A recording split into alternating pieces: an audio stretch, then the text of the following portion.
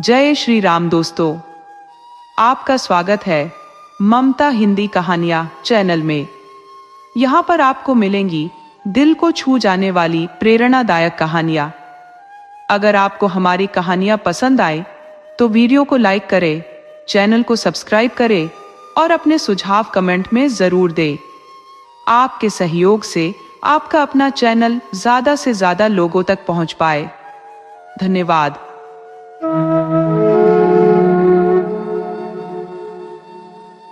बहुत समय पहले की बात है।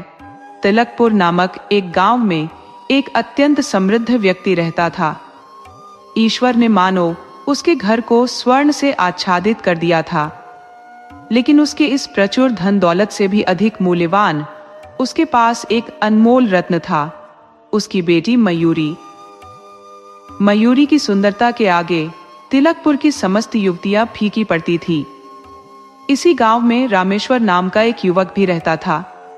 हालांकि लोग उसे आशिक गरीब कहकर पुकारते थे। ऐसा प्रतीत होता था जैसे भगवान ने उसे निर्धनता के साथ इस संसार में भेजा हो और उसी दशा में रखा हो। उसके पास एक सच्चे दिल और मधुर गीत गाने की विलक्षण प्रतिभा के सिवाय और कुछ भी नहीं था। वह अपनी सारंगी उठाता और उसके तारों पर तिलकपुर के प्राचीन वीरों की विजय गाथाएं गुनगुनाता। वह ब्याह शादी के अवसरों पर या संपन्न लोगों की खुशियों में जाकर अपने गीतों से उनका दिल बहलाता। ऐसे ही एक विवाह समारोह में उसने पहली बार मयूरी को देखा था। उसी क्षण से दोनों एक दूसरे को चाहने लगे, लेकिन मयूरी गरीब आशिक के लिए मात्र एक स्वप्न थी। एक दिन जब गरीब आशिक का चेहरा उदासी से भरा हुआ था, उसकी प्रेमिका मयूरी उससे मिलने आई। मयूरी ने उसकी हालत का कारण पूछा। गरीब आशिक ने कहा, मैं तुमसे प्रेम करता हूं, फिर भी तुम्हारा होना मेरे लिए कभी संभव नहीं। मयूरी ने उसे सांत्वना देते हुए कहा, तुम हिम्मत मत हारो, मेरे पिता से विवाह की बात करो। वह न केवल हमारी शादी के लिए तैयार होंगे, बल्कि हमें इतना धन देंगे कि हमारी पूरी जिंदगी आराम से कटेगी। आशिक गरीब ने गहरी सांस लेते हुए कहा, तुम सही कहती हो, तुम्हारे पिता तुम्हारे सुख के लिए कोई कसर नहीं छोड़ेंगे, लेकिन कहीं ऐसा ना हो कि भविष्य में तुम्हारे मन में यह विचार आ जाए कि मेरे पास मेरा कुछ भी नहीं है, सब तुम्हारी ही देन है। नहीं मयूरी, मैंने अपने हृदय को एक संकल्प सौंप दिया है। मैं 7 वर्षों तक दुनिया की खाक छानूंगा, धन कमाऊंगा और फिर लौटूंगा। अगर असफल हुआ तो जंगल में अपना अंत खोज लूंगा। इस अवधि तक यदि तुम मेरी प्रतीक्षा कर सको तो यह मेरे लिए वरदान होगा। मयूरी ने सहमति जताई, लेकिन उसने यह भी कहा कि यदि नियत समय पर वह नहीं लौटा तो वह कुंदन से विवाह कर लेगी, जो उसे लंबे समय से प्रेम करता था। आशिक गरीब अपनी माँ के पास पहुंचा, उनका आशीर्वाद लिया, अपनी छोटी बहन के गालों पर प्यार किया, कंधे पर झोला डाला और लाठी थामकर तिलकपुर से अपने सफर पर निकल पड़ा। उसकी आंखों में उम्मीद और दिल में दृढ़ निश्चय था। तभी एक घुड़सवार तेजी से दौड़ता हुआ आया। आशिक गरीब ने उस पर नजर डाली और पहचान लिया कि वह कुंदन था। कुंदन ने कहा, मैं भी तुम्हारे साथ चलना चाहता हूं, लगता है कि हमारी मंजिल एक ही है।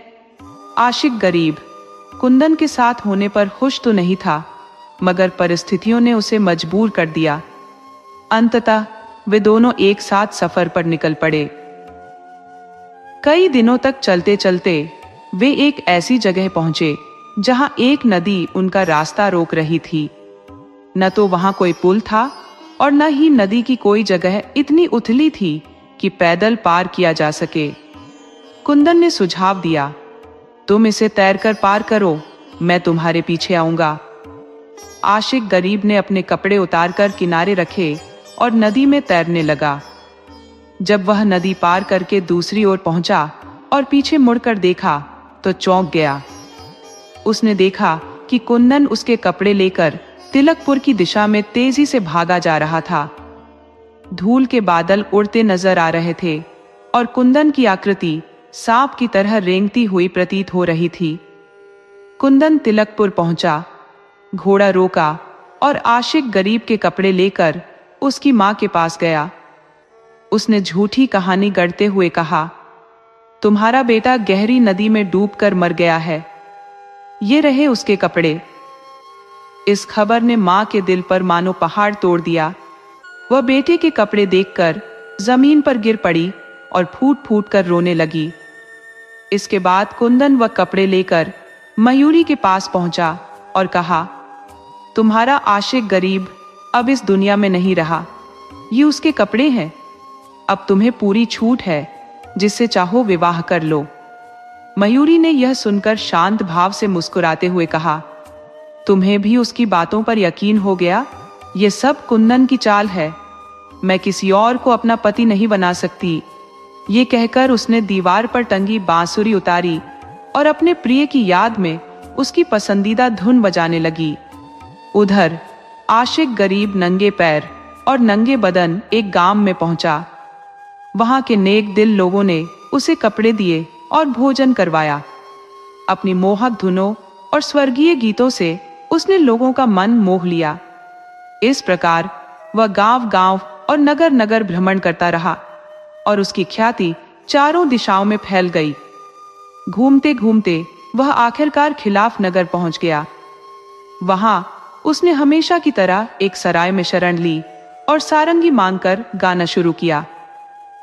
संयोगवश उन दिनों खिलाफ नगर के राजा, जो संगीत और काव्य के बड़े रसिक थे, नए गायकों की तलाश में थे।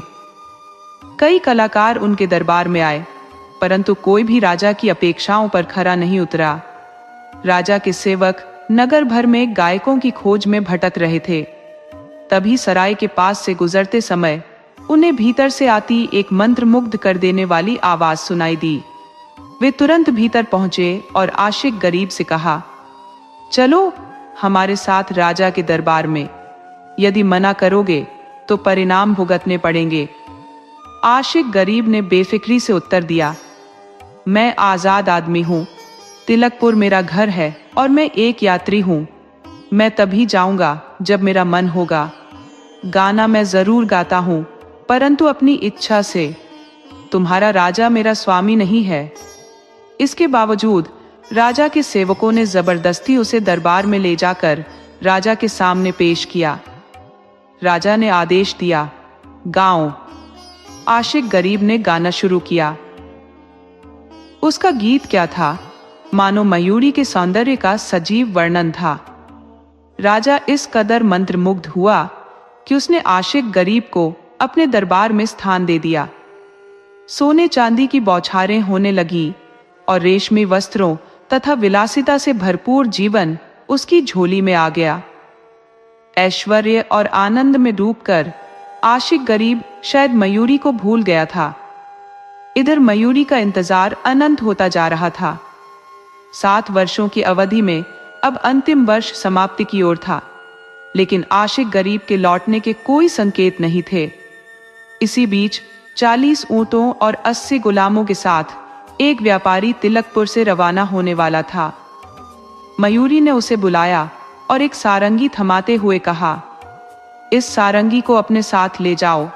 जहां भी जाओ, इसे बड़े सम्मान से अपने सामान के साथ सजा कर रखना और यह बात फैलाना कि जो इस सारंगी का स्वामी साबित करेगा, उसे यह सारंगी और इनाम दोनों मिलेगा।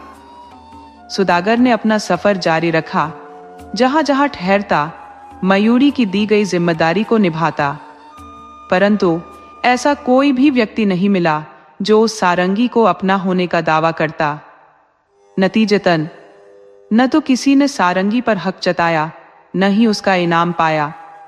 जब सुदागर का अधिकांश माल बिक चुका था, बचा खुचा सामान लेकर वह खिलाफ नगर पहुंचा।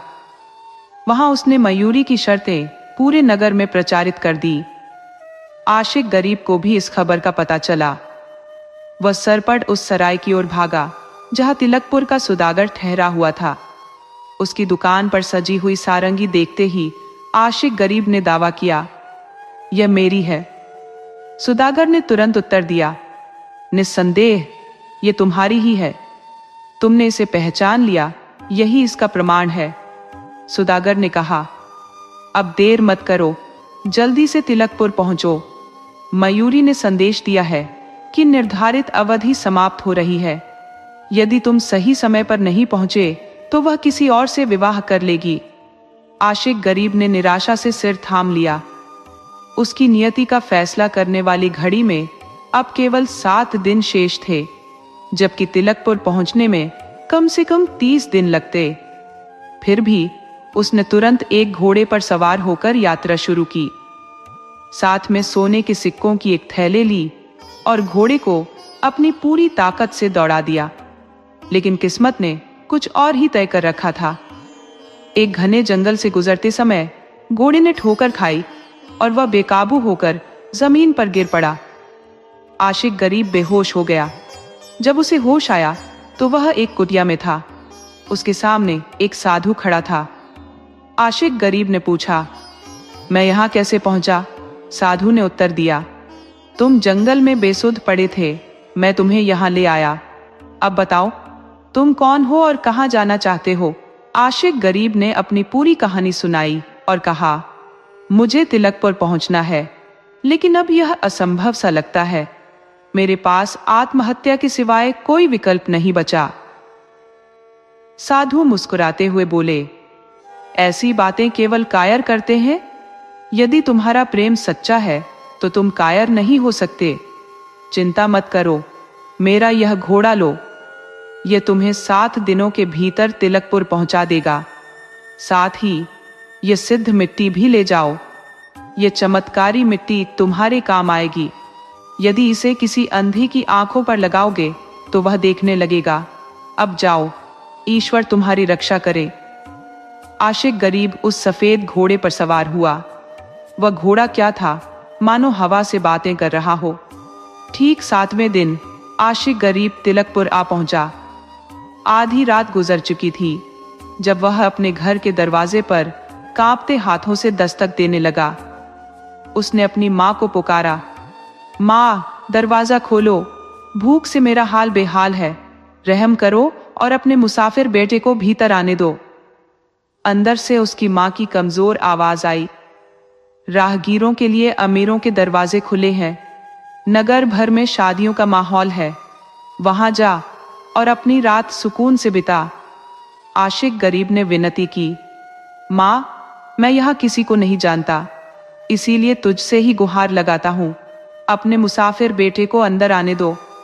इस पर उसकी बहन बोली, माँ, मैं उठती हूँ, देखती हूँ कि कौन दरवाजे पर खड़ा है। लेकिन माँ ने झिड़कते हुए कहा, नाकारा लड़की, किसी अजनबी के सामने तो जाएगी? क्या तू नहीं देखती कि मैं अंधी हो चुकी हूँ? 7 साल तक आंसू बहाने के बाद अब मुझे कुछ भी दिखाई नहीं देता। माँ की झिड़की के बावजूद बहन ने दरवाजा खोला। आशिक गरीब भीतर आया और चारों ओर नजरें दौड़ाने लगा। उसकी माँ अब अंधी हो चुकी थी और उसकी बहन ने भी उसे पहचाना नहीं। उसके दिल में भावनाओं का सैलाब उमड़ने लगा। उसकी प्रिय सारंगी दीवार पर टंगी थी, जिस पर धूल की मोटी परत चढ़ चुकी थी। आशिक गरीब ने माँ से पूछा, माँ, वह दीवार पर क्या लटका है? माँ ने झुंझलाकर कहा, तू भी अजीब मेहमान है। इतना ही गनीमत मान कि तुझे एक सूखी रोटी मिल जाएगी। ईश्वर का नाम ले और सुबह यहाँ से रुखसत हो जा। आशिक गरीब ने कहा, माँ, मैं तुझसे पहले ही कह चुका हूँ कि मैं तेरा बेटा हूँ और यह मेरी बहन है। मैं सिर्फ ये जानना चाहता हूँ कि वह दीवार पर क्या टंगा है। माँ ने झल्लाते हुए जवाब दिया, वह सारंगी है, लेकिन तुझसे इसका क्या लेना देना? आशिक गरीब ने बहन से आग्रह किया, मुझे वह सारंगी उतार कर दिखा दे। माँ ने झिड़कते हुए कहा, यह कैसे हो सकता है? ये सारंगी मेरे दुखियारे बेटे की है और 7 साल से यही दीवार पर टंगी है। किसी भी जीवित व्यक्ति ने उसे अपने स्पर्श से नहीं छुआ था, परंतु उसकी बहन ने आगे बढ़कर दीवार से सारंगी उतारी और उसे सौंप दी। इसके पश्चात आशिक गरीब ने आकाश की ओर अपनी दृष्टि उठाई और ईश्वर से प्रार्थना करते हुए कहा, हे प्रभु, मैं अपनी अतृप्त अभिलाषा पूर्ण करने की यात्रा पर निकल रहा हूँ। कृपया मेरा संबल बनो। उसने तांबे की तारों को उंगलियों से छुआ, जिससे सारंगी से मधुर झंकार गूंज उठी। फिर आशिक ने अपना दर्द भरा गीत आरंभ किया। उसका करुणामय स्वर सुनकर उसकी मां की आंखों से अश्रुधारा बह निकली। मां ने रुंधे स्वर में पूछा, तुम्हारा नाम क्या है? तुम्हारे गीत ने मेरे हृदय को छलनी कर दिया है।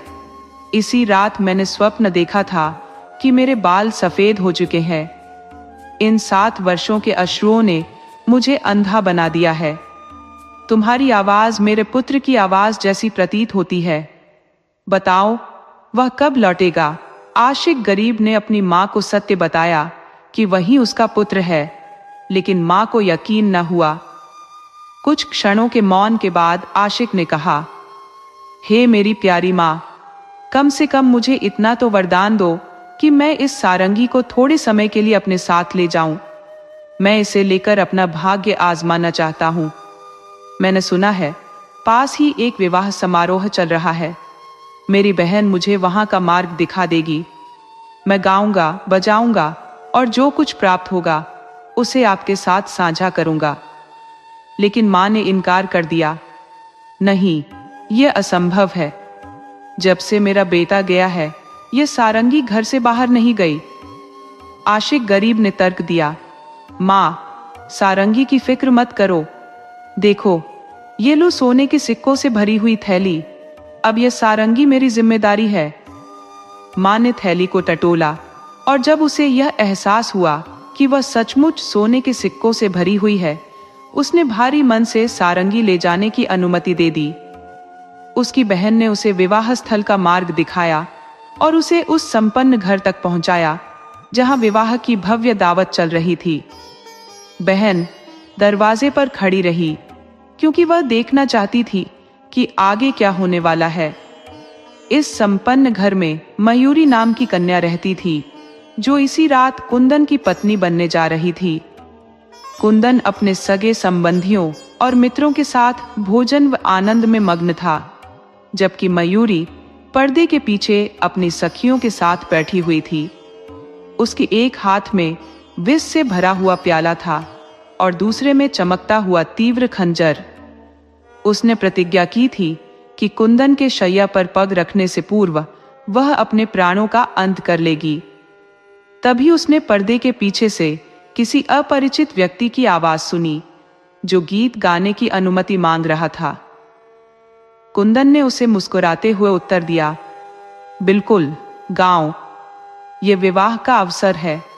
ऐसे समय में गीत और नृत्य करने वालों को भला कौन रोक सकता है? तुम्हारा गीत सुनकर प्रसन्न होकर मैं तुम्हें एक मुट्ठी सोना भेंट करूंगा। उसके बाद आशिक गरीब ने अपनी सारंगी संभाली और स्वरों का जादू बिखेरना शुरू किया। वह गाने लगा, खिलाफ नगर में मैंने मिस्री मदिरा का जाम लगाया और मात्र 3 दिनों में उड़कर यहाँ चला आया। ये सुनकर कुंदन के भाई, जिसकी समझ कुछ धीमी थी, ने क्रोधित होकर खंजर निकाला और चिल्लाया, तू झूठ बोलता है। खिलाफ नगर से यहाँ 3 दिनों में कैसे आ सकता है? कुंदन ने उसे शांत करते हुए कहा, अरे भाई, यह एक गायक है। कल्पनाओं की उड़ान में ये समूची दुनिया का चक्कर लगा सकते हैं। इनकी बातों पर ध्यान मत दो। आशिक गरीब ने अपना गीत जारी रखा। उधर मयूरी ने जब उसकी आवाज सुनी तो उसे पहचान लिया। उसने विष का प्याला दूर फेंक दिया और खंजर को एक तरफ रख दिया। वह अपनी सखी से बोली, तुम इसे नहीं पहचान सकी, लेकिन मैं इस स्वर्गीय आवाज को पहचान गई हूं। यह मेरे गरीब आशिक की ही आवाज है। मयूरी भागती हुई पर्दे के पीछे से बाहर आई और झरोखे से अपने आशिक को देखा। उसे पहचानते ही उसके मुंह से एक चीख निकली। वह दौड़ती हुई उसके पास पहुंची और अपने प्रेमी के गले में बाहें डाल दी। कुछ क्षणों के लिए दोनों बेसुध से हो गए। कुंदन का भाई यह दृश्य देखकर अत्यधिक क्रोधित हो गया। उसने खंजर उठाकर उन पर वार करने की कोशिश की, परंतु कुंदन ने उसे रोकते हुए कहा, भाई, रुक जाओ, अपने क्रोध को शांत करो। याद रखो, इस जीवन में जो कुछ भी मेरे भाग्य में है वही मुझे प्राप्त होगा। मयूरी मेरे भाग्य में नहीं थी तो कोई बात नहीं। होश में आने पर मयूरी लज्जा के कारण लाल हो गई। उसने अपने हाथों से अपना चेहरा छिपा लिया और पर्दे के पीछे चली गई। कुंदन ने मुस्कुराते हुए कहा, भाई, इतने कम समय में इतनी लंबी यात्रा कैसे पूरी कर ली? आशिक गरीब ने अपनी जीवन गाथा उसके समक्ष खोलकर रख दी। उसी समय दरवाजे पर खड़ी उसकी बहन ने यह सब सुन लिया और तुरंत अपनी मां के पास दौड़ गई। उसने उत्सुकता और उत्तेजना में चिल्लाते हुए कहा, मां, वह सच में मेरा भाई और तेरा खोया हुआ बेटा आशिक गरीब है। इसके पश्चात वह अपनी मां का हाथ पकड़कर उस स्थान पर ले आई जहां दावत चल रही थी। आशिक गरीब ने अपने झोले से मिट्टी निकाली और उसे पानी में मिलाकर अपनी मां की आंखों पर लेप कर दिया। लेप करते हुए उसने शांत भाव से कहा, अब यह सत्य तुम सबके सामने उजागर होगा कि मैं एक महान संत के दर्शन कर लौटा हूं। कुछ क्षणों में उसकी मां ने अपनी आंखें खोली और उनकी दृष्टि पुनः लौट आई। ये चमत्कार देखकर वहां उपस्थित प्रत्येक व्यक्ति का दिल आशिक गरीब की सत्यता और उसके अनुभवों के प्रति नतमस्तक हो गया। दूसरी ओर कुंदन, जो मयूरी से प्रेम करता था, ने उदारता और आत्मीयता का परिचय देते हुए मयूरी का हाथ आशिक गरीब के हाथों में सौंप दिया। उसने प्रसन्न स्वर में कहा, मयूरी, जिसे तू अपनाएगी वह तुझसे किसी भी प्रकार कम नहीं होगा। मैं अब संपन्न हूं और वह भी चांदी और सोने से सजी होगी। तू उसे स्वीकार कर और भगवान तुम दोनों को वही सुख प्रदान करे जो मुझे और मयूरी को मिला है। इसके बाद आशिक गरीब और मयूरी का विवाह संपन्न हुआ। साथ ही कुंदन और आशिक गरीब की बहन का भी शुभ विवाह हो गया। चारों ने अपने जीवन की नई यात्रा शुरू की, जहां खुशहाली और संतोष ने उनके जीवन के हर पल को स्वर्णिम बना दिया। दोस्तों, आपको कहानी कैसी लगी? अपने सुझाव कमेंट करना न भूले। तो चलिए आज की अगली कहानी शुरू करते हैं।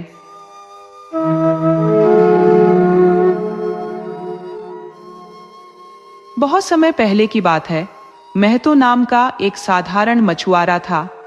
वह अपने काम में तल्लीन रहता और सादगीपूर्ण जीवन जीता।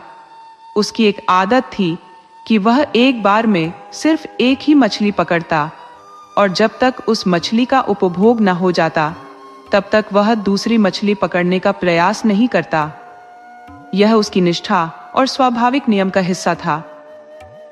एक दिन की बात है, उसकी पत्नी मछली को छील और काट रही थी। अचानक वह चकित रह गई। उसकी आंखें चमक उठी क्योंकि मछली के पेट से एक अत्यंत अद्वितीय और चमचमाता मोती निकला। उत्साहित होकर उसने अपने पति को आवाज दी, सुनिए जी, देखिए तो सही, मुझे मछली के पेट से यह क्या मिला है? कितना अद्भुत और सुंदर मोती है। महतो ने जब उस मोती पर दृष्टि डाली तो उसकी आंखें विस्मय से चौड़ी हो गईं। वह कुछ पल के लिए निःशब्द हो गया, मानो उसकी जुबान को ताला लग गया हो। उसकी पत्नी ने जब उसे होश में लाने के लिए टोका तो उसने धीरे से कहा, यह वाकई हमारी किस्मत का सितारा है। मुझे लगता है ये मोती हमारे जीवन को बदल सकता है। मैं इसे बाजार ले जाकर बेचता हूँ। महतो ने मोती को संभालकर अपनी जेब में रखा और बाजार की ओर रवाना हो गया। गांव के एक प्रतिष्ठित सुनार के पास पहुंचकर उसने कहा, नमस्ते सेठ जी, मैं एक अनोखी चीज लाया हूँ। इसे देखिए और बताइए कि इसकी क्या कीमत हो सकती है। सुनार ने मोती को ध्यान से देखा। उसकी हथेली पर मोती मानो चांद की तरह चमक रहा था। सुनार ने उसे पलट पलट कर परखा और गहरी सांस लेते हुए कहा, महतो, यह मोती साधारण नहीं है। यह तो अत्यंत दुर्लभ और अमूल्य है। मेरी क्षमता इसे खरीदने की नहीं है। भले ही मैं अपनी दुकान, घर और सारा सामान बेच दूं, फिर भी इसकी कीमत नहीं चुका पाऊंगा। मेरी सलाह है कि तुम इसे पास के बड़े शहर में ले जाओ। वहां के सबसे नामी सुनार से मिलो। शायद वह इसकी सही कीमत चुका सके। मेरी शुभकामनाएं तुम्हारे साथ है। महतो ने सुनार का आभार व्यक्त किया और शहर की ओर प्रस्थान कर गया। उसके मन में उम्मीद की एक नई किरण जाग उठी थी। वह मछुआरा मोती को लेकर समीपवर्ती नगर के सबसे प्रतिष्ठित और धनी सुनार के पास पहुंचा। वहां पहुंचकर उसने पूरे घटनाक्रम को विस्तार से सुनाया। सुनार ने गंभीरता से उसकी बात सुनी और कहा, अरे महतो, वह मोती मुझे दिखाओ ताकि मैं भी जान सकूं कि ऐसी कौन सी अनमोल वस्तु तुम्हें प्राप्त हुई है। सुनार ने जब मोती को देखा तो उसकी आंखें विस्मय से चमक उठी। उसने लगभग चिल्लाते हुए कहा, हे प्रभु, मैंने अपने जीवन में ऐसा बेशकीमती मोती पहले कभी नहीं देखा। ये तो अनुपम है। मेरी सारी संपत्ति और प्रतिष्ठा भी इसे खरीदने के लिए अपर्याप्त होगी। लेकिन चिंता मत करो, मेरे पास तुम्हारी समस्या का समाधान है। मेरी सलाह मानो और इस मोती को नगर के महाराज के समक्ष प्रस्तुत करो। उन्हें दुर्लभ रत्न और जवाहरात संग्रह करने का अत्यधिक शौक है। यकीन मानो, वह इसके बदले तुम्हें इतना धन देंगे कि तुमने सपनों में भी नहीं सोचा होगा। मछुआरे ने सुनार का आभार व्यक्त किया और उत्साह से भरा हुआ राजमहल की ओर चल पड़ा। जैसे जैसे वह महल के करीब पहुंचा, उसके कदम और तेज होते गए। महल के भव्य द्वार पर पहरेदारों ने उसे रोक दिया। मछुआरे ने उन्हें समझाया कि उसके पास एक दुर्लभ और अनमोल मोती है जिसे वह महाराज को दिखाना चाहता है। पहले तो पहरेदार उसकी साधारण वेशभूषा और स्थिति को देखकर संशय में पड़ गए, लेकिन जब मछुआरे ने मोती दिखाया तो उनकी आंखें विस्मय से फैल गईं। पहरेदार उसे तुरंत महाराज के समक्ष ले गए। मछुआरे ने आदरपूर्वक मोती को महाराज के सामने प्रस्तुत किया और पूरी कहानी विस्तार से सुनाई। उसने कहा, महाराज, यह वह अनमोल मोती है जिसे मैंने मछली के पेट से निकाला है। राजा ने मोती को ध्यान से देखा। उनकी आंखों में अद्भुत चमक आ गई। वह बोले, अरे मछुआरे, ये तो अनुपम और अप्रतिम है। मैंने अब तक ऐसा अद्वितीय मोती केवल कहानियों में सुना था, परंतु आज पहली बार इसे देख रहा हूं। महाराज ने कुछ क्षण सोचा और बोले, ये मोती इतना बेशकीमती है कि मैं इसकी सही कीमत आंकने में असमर्थ हूं। लेकिन ठहरो, मैं तुम्हारे लिए कुछ विशेष करता हूं। इसके बाद राजा ने अपने मंत्रियों के साथ गहन विचार विमर्श किया। कुछ देर बाद उन्होंने मछुआरे की ओर मुड़ते हुए कहा, सुनो मछुआरे, इस अनुपम मोती की कीमत शब्दों में आंकना कठिन है, परंतु मैं तुम्हारे लिए एक प्रस्ताव लाया हूं। मेरे राजमहल में जो खजाना है, राजा ने कहा, तुम्हें खजाने के उस भाग में ले जाया जाएगा जहां तुम 6 घंटों तक ठहर सकते हो। इन 6 घंटों में तुम जितना भी मूल्यवान धन संग्रह कर सको, वह सब तुम्हारा होगा। इस प्रकार मैं तुम्हारे अनमोल मोती की कुछ कीमत चुका सकूंगा। इन 6 घंटों के दौरान तुम्हें कोई रोकने या टोकने वाला नहीं होगा। यह समय तुम्हारा होगा, मानो तुम उस खजाने के स्वामी हो। राजा के आदेश पर सिपाही मछुआरे को खजाने की ओर ले जाने लगे। चलते चलते उन्होंने उसे समझाया, वह जो सामने कमरा है वही खजाने का भंडार है। अगले 6 घंटे तक तुम्हें किसी प्रकार की रोक टोक का सामना नहीं करना पड़ेगा। जितना खजाना बटोर सको वह सब तुम्हारा है। मछुआरे की खुशी की कोई सीमा नहीं रही। उसकी आंखों में उत्साह की चमक थी। सिपाहियों के बताए दिशा में चलते हुए उसने खजाने वाले कमरे की ओर कदम बढ़ाए, लेकिन तभी उसकी नजर एक ओर स्थित एक भव्य कक्ष पर पड़ी। उस कक्ष का दरवाजा खुला था और भीतर का नजारा मनमोहक था। वहां शाही दावत के लिए तरह तरह के लजीज पकवान सजे हुए थे। भोजन देखकर मछुआरे का ध्यान खजाने से भटक गया। उन स्वादिष्ट व्यंजनों को देखकर उसका मन ललचाने लगा। वह स्वयं से बुदबुदाया, 6 घंटे का समय मेरे जैसे साधारण मछुआरे के लिए बहुत है। खजाने को समेटने में इतना समय व्यर्थ जाएगा। क्यों न शुरुआत कुछ पेट पूजा से की जाए। सुबह से मैंने कुछ भी खाया नहीं है। ऐसे व्यंजन तो मैंने जीवन में कभी देखे भी नहीं। पहले पेट भरकर खा लूं, फिर खजाने पर ध्यान दूंगा। इससे मेरी ताकत भी बढ़ेगी और मैं आराम से हीरे जवाहरात उठा सकूंगा। यही सोचकर मछुआरा उस शाही कक्ष में दाखिल हो गया जहां पकवानों की भरमार थी। वहां पहुंचते ही उसने खाना शुरू कर दिया। उन लजीज व्यंजनों का स्वाद लेते लेते उसे समय का पता ही नहीं चला। कब 2 घंटे बीत गए उसे इसका एहसास तक नहीं हुआ। जब पेट भर गया और उसका मन तृप्त हो गया, तब जाकर उसने वहां से निकलने का विचार किया। पकवानों का मोह छोड़ते हुए उसने खजाने वाले कक्ष की ओर कदम बढ़ाए। लेकिन मछुआरे ने जैसे ही अपने दाईं ओर नजर डाली, उसकी आंखें एक और भव्य कक्ष पर ठहर गईं।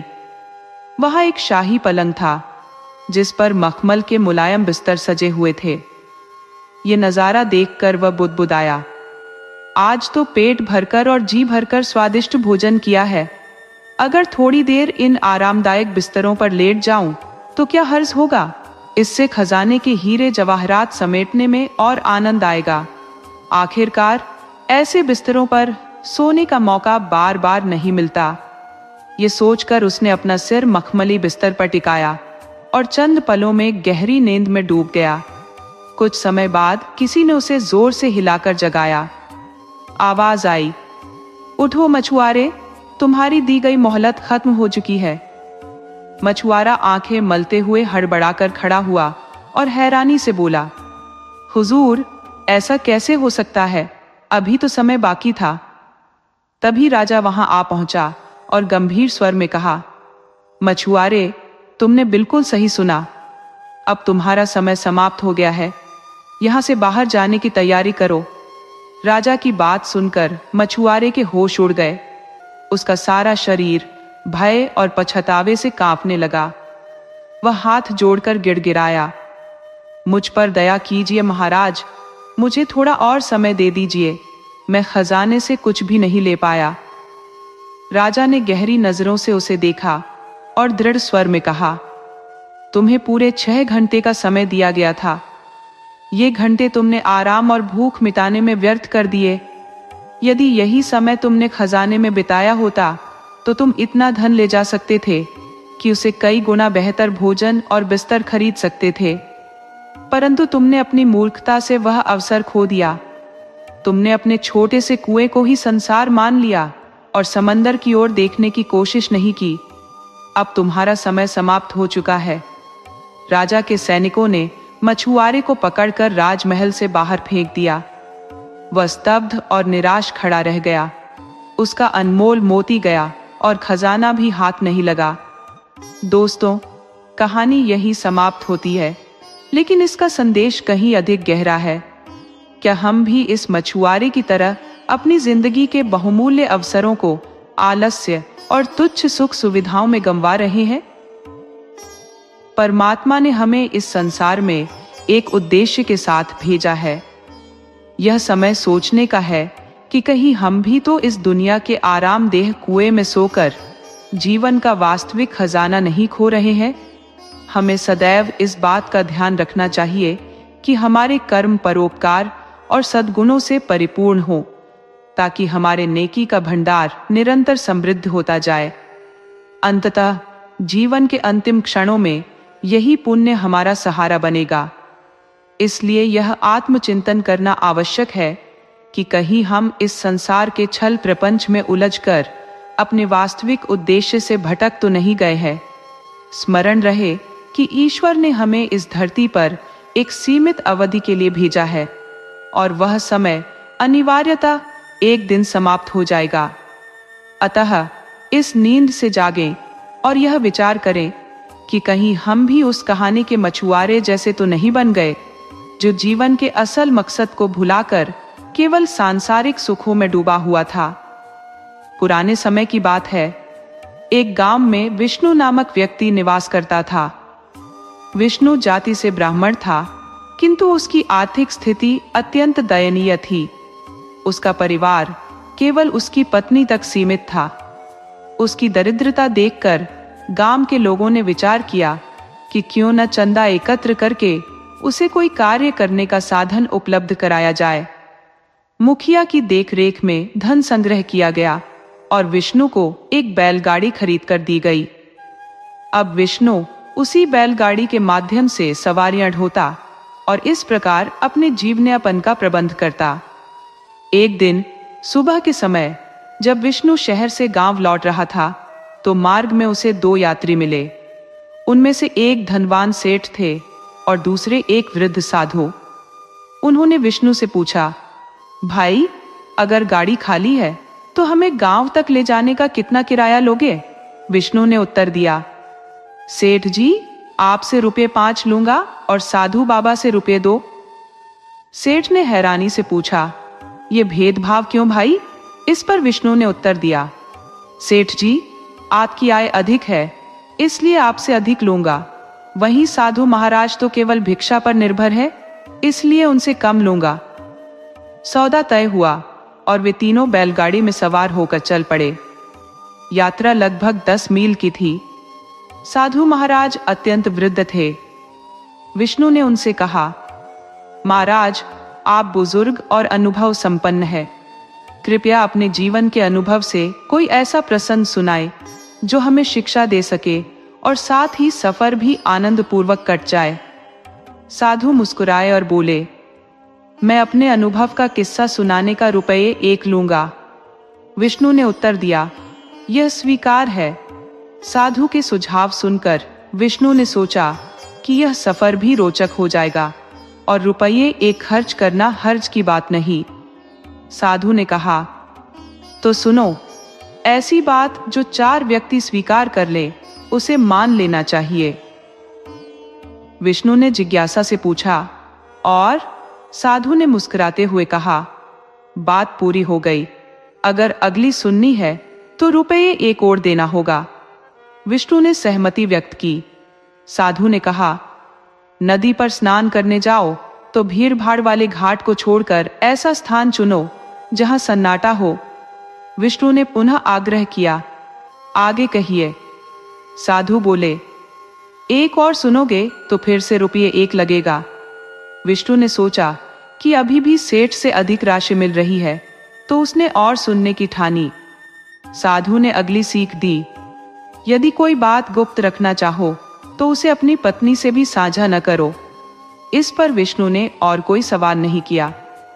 सफर समाप्त होने तक दोनों यात्री अपने गंतव्य तक पहुंच गए। विष्णु ने उन्हें उतारकर अपनी राह ली। अगले दिन विष्णु शहर पहुंचा। वहां उसने देखा कि एक स्थान पर भारी भीड़ जमा थी। उत्सुकता से वह बैलगाड़ी समेत उस भीड़ के बीच जा पहुंचा और पूछताछ करने लगा। पता चला कि एक भिखारी का मृत शरीर वहां पड़ा हुआ था। उसकी हालत देखकर लग रहा था कि वह बहुत दयनीय जीवन जी रहा था, लेकिन कोई भी उस शव को उठाकर श्मशान तक ले जाने को तैयार नहीं था। लोगों ने जब जाना कि विष्णु बैलगाड़ी वाला है तो उन्होंने उससे आग्रह किया कि वह शव को श्मशान तक ले जाए। विष्णु असमंजस में पड़ गया। एक ब्राह्मण होने के नाते वह इस कार्य को अनुचित मान रहा था। तभी उसे साधु की बात याद आई, जिस बात को 4 लोग कहे उसे मान लेना चाहिए। उसने साहस जुटाकर भिखारी के शव को बैलगाड़ी में रखा और श्मशान की ओर चल पड़ा। जब वह श्मशान पहुंचा और शव को नीचे रखा तो उसने देखा कि भिखारी की कमर पर एक थैली बंधी हुई थी। विष्णु ने जब थैली खोली तो उसकी आंखें चौंधिया गई। थैली स्वर्ण मुद्राओं से लबालब भरी हुई थी। इस अप्रत्याशित दृश्य ने उसकी खुशी को दोगुना कर दिया। उसने तुरंत थैली को छिपा लिया और मृत भिखारी के शव को श्मशान के रखवाले को सौंप दिया। चुपचाप घर लौटते समय उसके मन में विचार आया कि शायद यह स्वर्ण मुद्राएं उसके द्वारा किए गए पुण्य कार्य का प्रतिफल है। उसने एक मृत भिखारी को अंतिम यात्रा के लिए श्मशान तक पहुंचाया था। घर की राह पर उसने महसूस किया कि यह सब करने के बाद उसे स्नान कर लेना चाहिए। उसने बैलगाड़ी को नदी के घाट की ओर मोड़ दिया। घाट पर पहुंचने पर उसने देखा कि वहां पहले से ही भीड़ जुटी हुई थी। तभी उसे साधु की दूसरी बात याद आई, भीड़ भाड़ वाले घाट पर स्नान मत करना। यह सोचकर उसने बैलगाड़ी को थोड़ा आगे बढ़ाया और एकांत वाले घाट पर जाकर रोकी। वहां उसने स्नान किया और खुद को शुद्ध महसूस किया। वापस लौटते समय जब वह अपने घर पहुंचा और थैली को देखने लगा तो वह चौंक गया। थैली उसके पास नहीं थी। उसे अचानक याद आया कि नदी पर स्नान के समय उसने कपड़े उतारते वक्त थैली वहीं छोड़ दी थी। रात का अंधेरा घिर आया था, इसलिए वापस जाकर थैली ढूंढना संभव नहीं था। विष्णु ने यह बात अपनी पत्नी से भी साझा नहीं की। उसे साधु की तीसरी सीख याद आई, अगर किसी बात को गुप्त रखना हो तो उसे अपनी पत्नी से भी मत कहना। उस रात विष्णु बेचैनी से करवटें बदलता रहा। पछतावे के साए में रात गुजर गई। सुबह उसने जल्दी उठकर नदी के उसी घाट पर जाने की ठानी। पत्नी ने पूछा, इतनी जल्दी क्यों जा रहे हो? विष्णु ने कोई उत्तर नहीं दिया। उसने एक बहाना बनाया कि उसे किसी सवारी को शहर तक पहुंचाना है। मन में यही सोचते हुए वह तेजी से घाट की ओर बढ़ा कि शायद उसकी खोई हुई थैली वहीं मिल जाए। विष्णु जब नदी के घाट पर पहुंचा तो उसका हृदय आनंद से भर गया। वहां उसकी स्वर्ण मुद्राओं से भरी थैली वैसी की वैसी पड़ी थी।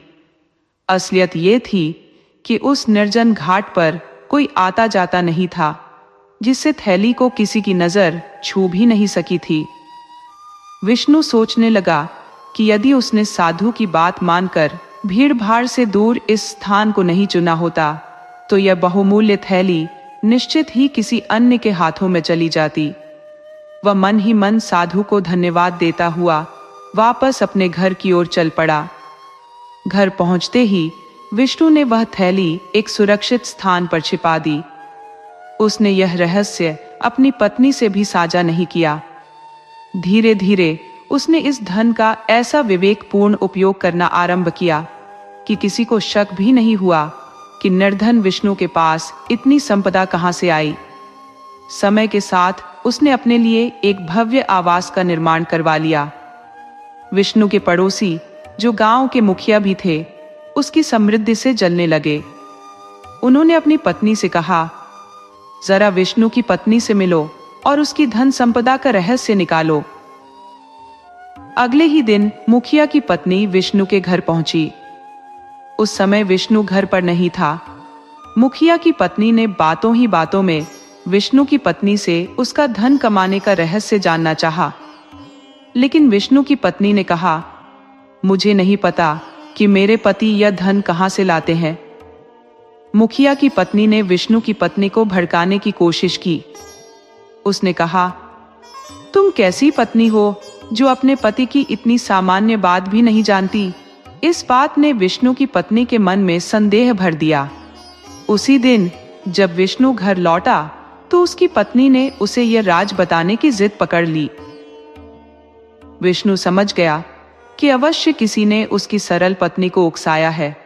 उसने मुस्कुराते हुए कहा, मेरी प्रिया, तुम नहीं जानती कि मैं कितना परिश्रम करता हूं। शहर की कोतवाली में प्रतिदिन जाकर वहां के मुकदमों में झूठ सच गवाही देता हूं।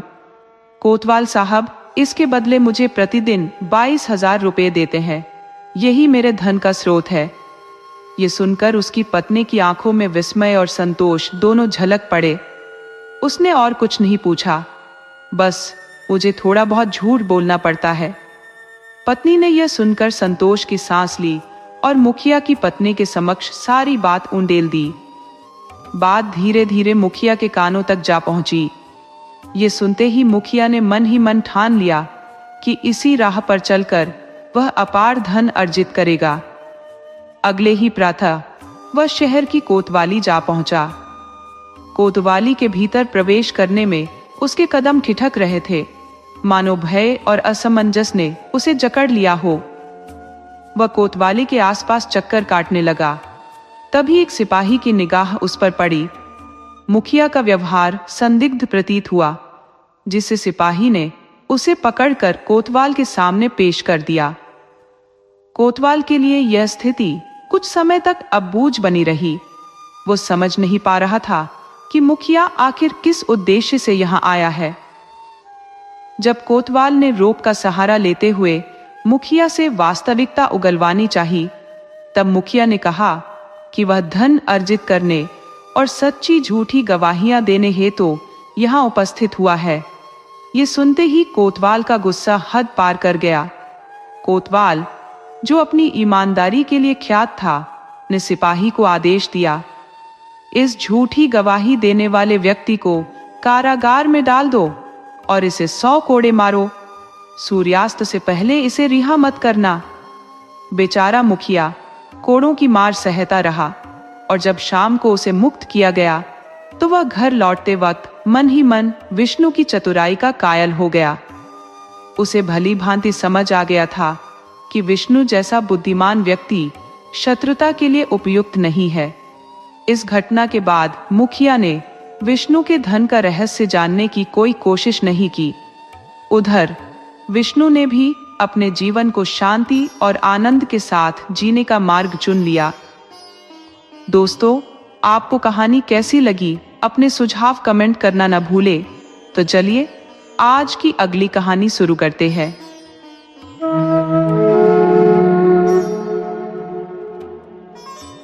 बहुत पुराने समय की बात है। एक राज्य पर कर्मवीर नामक राजा का शासन था।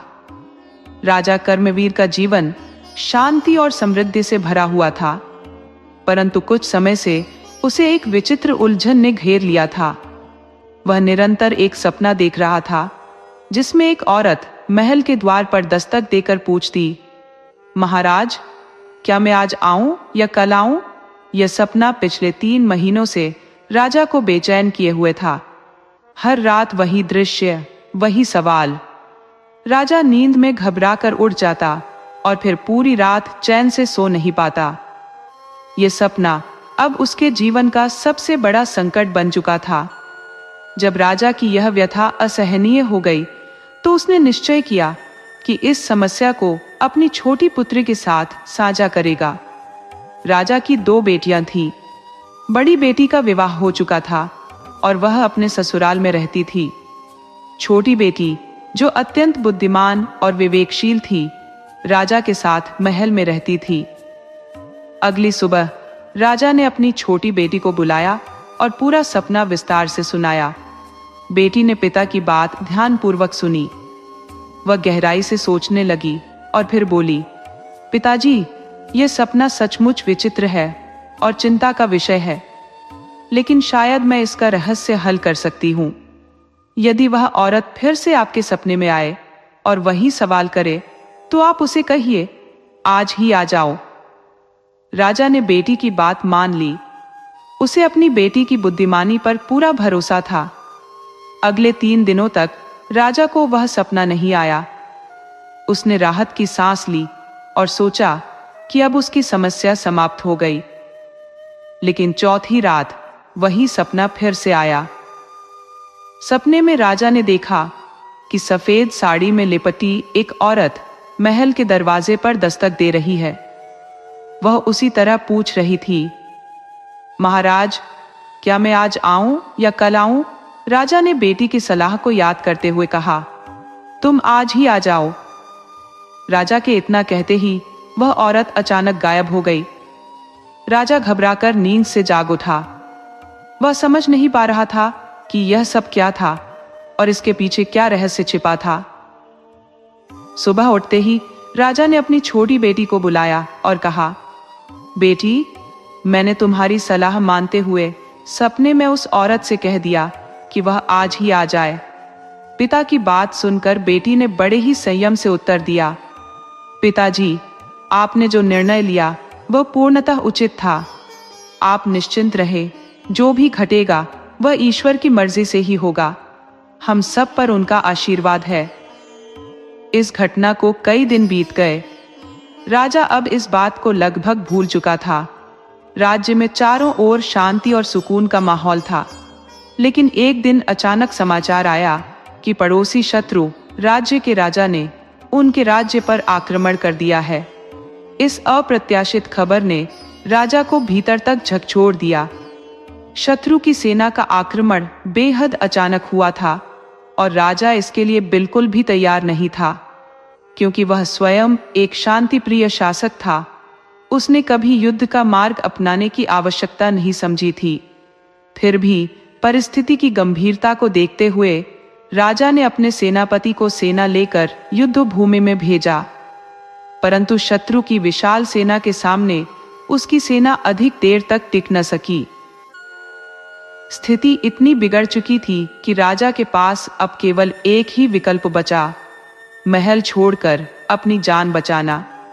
शत्रु की सेना ने न केवल राजा की सेना को परास्त कर दिया, बल्कि महल पर भी कब्जा कर लिया और उसे नष्ट कर दिया। इस विकट परिस्थिति में राजा ने अपनी बेटी के साथ महल के एक गुप्त मार्ग से भागने का निर्णय लिया। गुप्त मार्ग से निकलकर वे दोनों जंगल में जा पहुंचे। राजा और उसकी बेटी का मन भारी था। राज्य छिन जाने का दुख और जीवन में पहली बार ऐसी कठिनाइयों का सामना करने की पीड़ा उनके चेहरों पर साफ झलक रही थी। वे दोनों लगातार भागते जा रहे थे, मानो समय उनके विरुद्ध हो। लंबी दूरी तय करने से उनके पैरों में छाले पड़ चुके थे। थकान से शरीर जवाब देने लगा था, लेकिन शत्रु के भय ने उन्हें रुकने का साहस नहीं दिया। पूरा दिन जंगल में भटकने और भागने के बाद जब शाम ढलने लगी, तब वे अपने राज्य की सीमा के पास एक छोटे से गांव में पहुंचे। ये गांव बहुत ही साधारण और शांत था।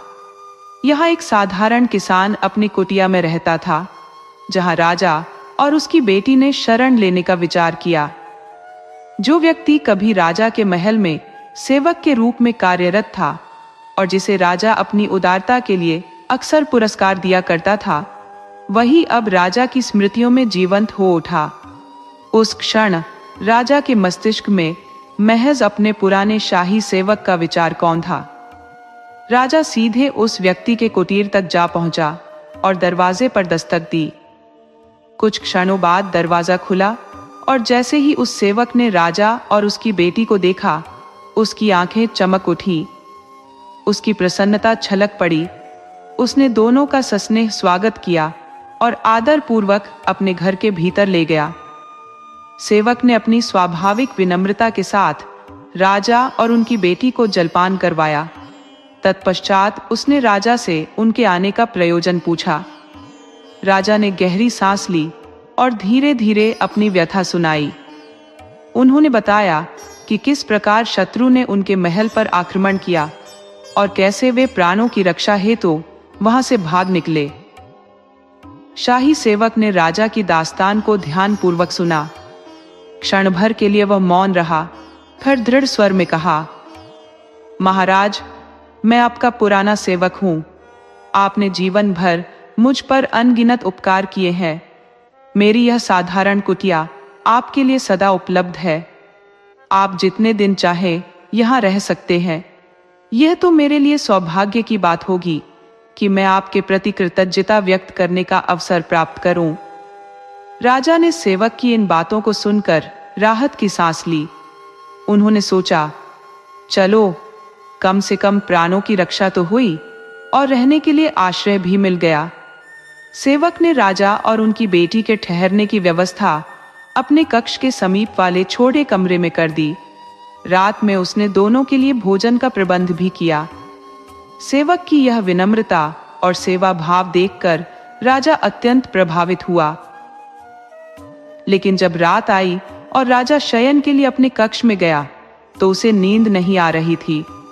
उसके मस्तिष्क में अनेक विचार उमड़ घुमड़ रहे थे। वह अतीत की स्मृतियों में खो गया। उसे अपना महल, राजसी वैभव और सेवकों की चहल पहल याद आने लगी। उसने मन ही मन कहा, कल तक मेरी सेवा में दर्जनों नौकर चाकर हाजिर रहते थे और आज मैं अपने एक पुराने सेवक की कृपा पर निर्भर हूं। इन्हीं विचारों में उलझे हुए राजा ने अचानक अपने पास वाले कमरे से कुछ अजीब सी आवाजें सुनी। वह चौंक उठा। उसे समझ नहीं आ रहा था कि रात के इस गहन समय में ये आवाजें कहां से और क्यों आ रही हैं। उसका चौंकना स्वाभाविक था, क्योंकि परिस्थिति ने उसकी सजगता को और अधिक तीव्र कर दिया था।